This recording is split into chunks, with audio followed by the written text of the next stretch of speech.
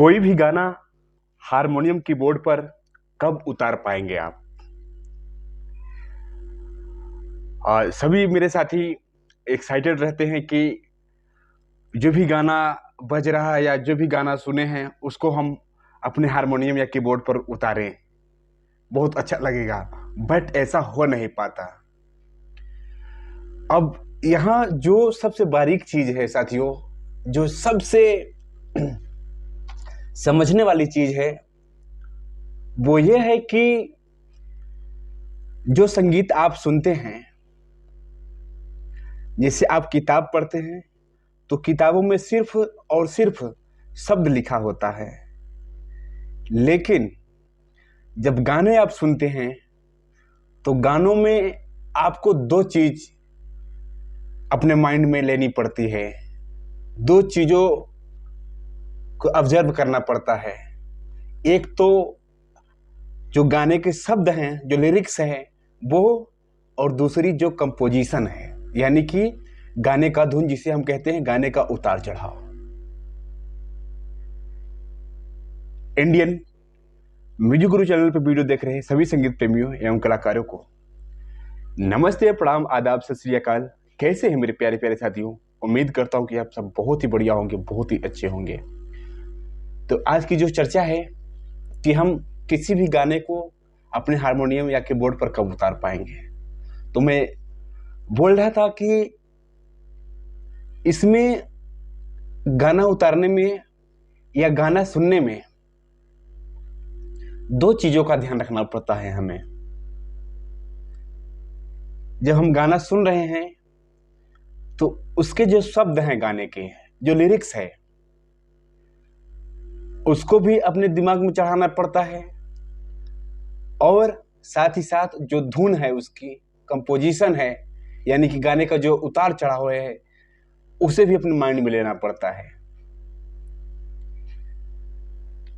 तो यहाँ अगर हम दोनों चीजों को ऑब्जर्व करते हैं, अपने माइंड में बिठाते हैं, अपने मेमोरी में लोड करते हैं, तो जो गाने के शब्द होते हैं, जो लिरिक्स होता है, गीत होता है, वो तो हमें बहुत जल्दी हमारे दिमाग में चढ़ जाता है।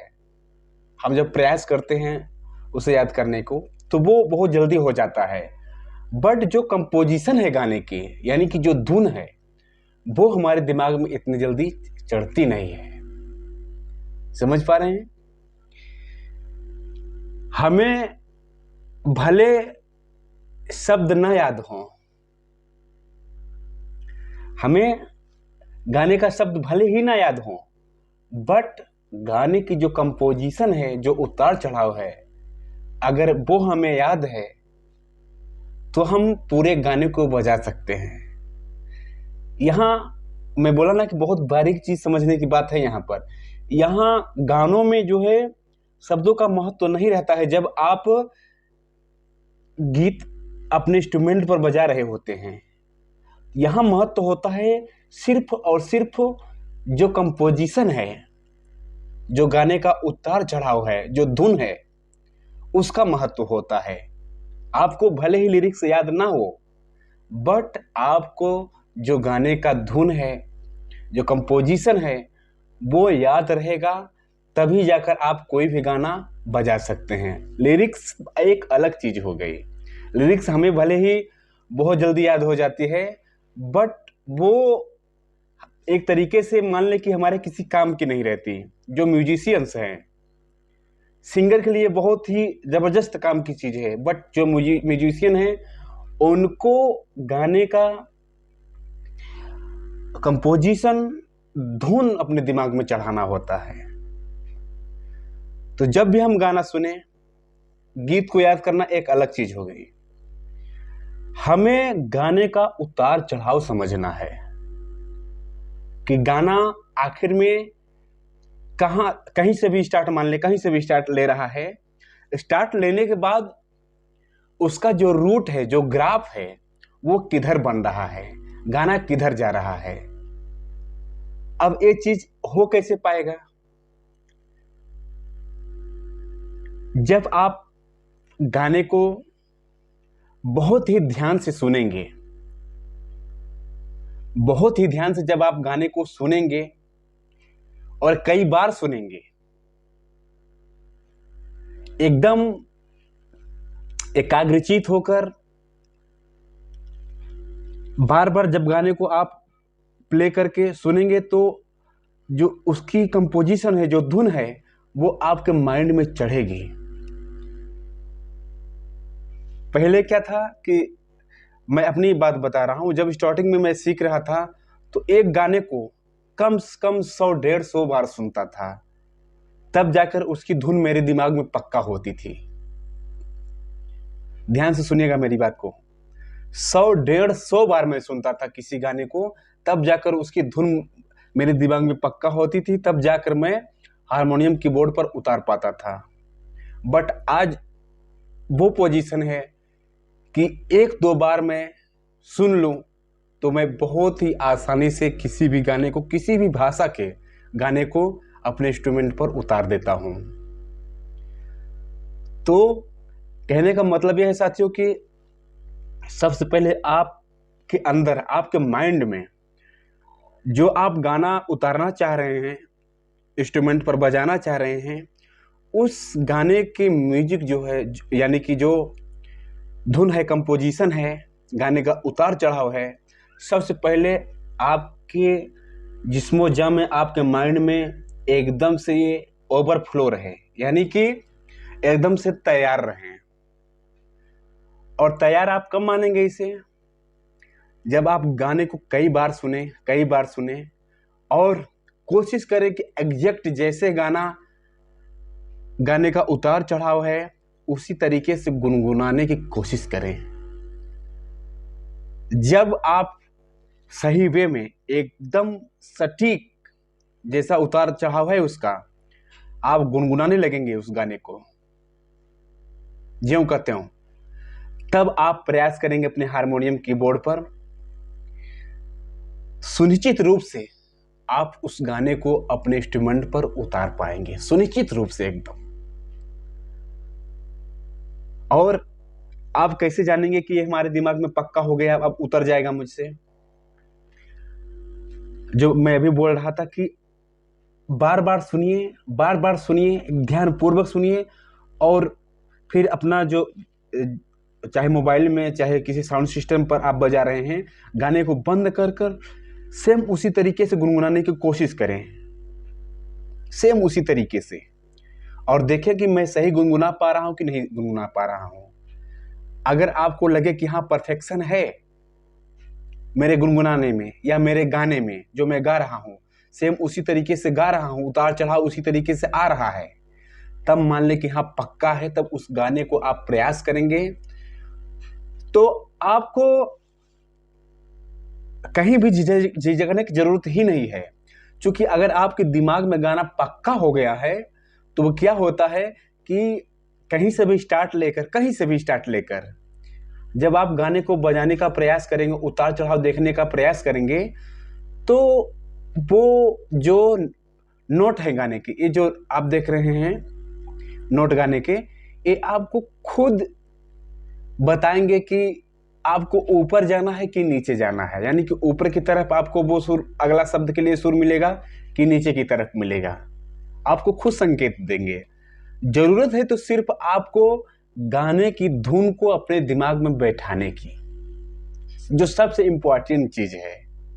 मैं बोला ना कि आप लिरिक्स को भूल जाइए, सिर्फ गाने की धुन को कंप्लीट कर लें, अपने दिमाग में भर लें, तो शब्द तो अपने आप ही आ जाएंगे।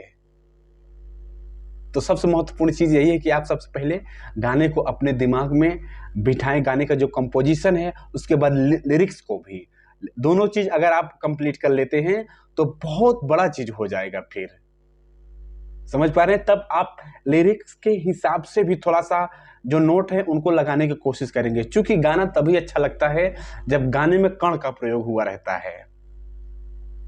जो उस्ताद बजाते हैं, इतना अच्छा लगता है हमें हारमोनियम। आपने देखा होगा कि बहुत सारे लोग बजाते हैं हारमोनियम, बट हर एक के बजाने में अंतर रहता है। वही गाना कोई बजाएगा तो थोड़ा सा कम अच्छा लगेगा, वही गाना कोई और बजाएगा तो थोड़ा अच्छा लगेगा, और वही गाना कोई और बजाएगा तो बहुत अच्छा लगेगा।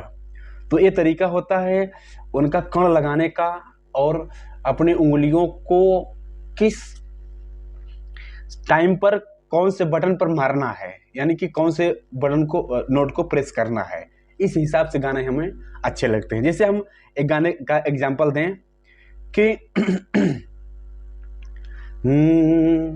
आजकल याद कुछ और रहता नहीं, एक बस आपके याद आने के बाद, आजकल याद कुछ। तो हम किसी भी नोट को अपना स्टार्टिंग नोट मान सकते हैं। कोशिश रहेगी कि हमारी मध्य सप्तक से ही, ठीक, किसी भी नोट को हम अपना स्टार्टिंग सुर मान लेंगे। तो मान लीजिए कि यहां से हम ले रहे हैं, यहां से सुर थोड़ा सा कम लग रहा है, जहां से मैं गाया वो लग रहा था कि ऊपर, मान लें यहां से, ठीक। तो अब देखें, आजकल यहां से भी ज्यादा लग रहा है, यहां से लेते हैं,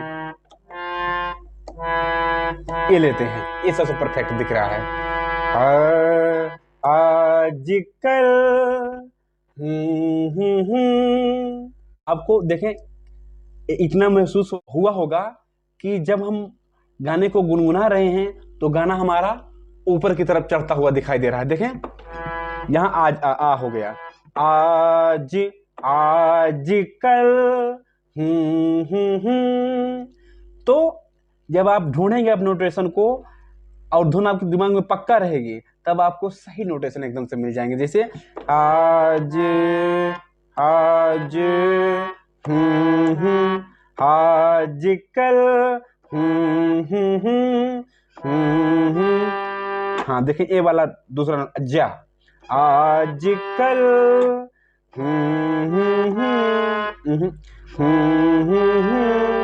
ये भी नहीं है, ये भी नहीं है,